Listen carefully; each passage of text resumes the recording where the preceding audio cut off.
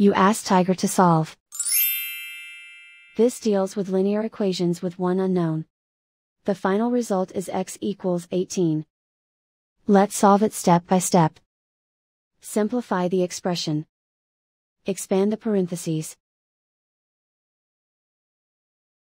Simplify the arithmetic. Group all x terms on the left side of the equation. Subtract 2x from both sides. Group like terms.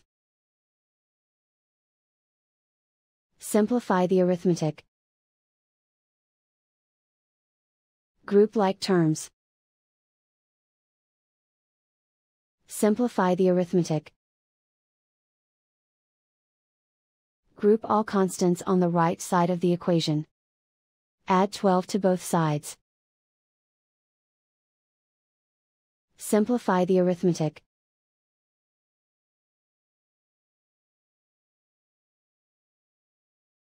And so the final result is x equals 18.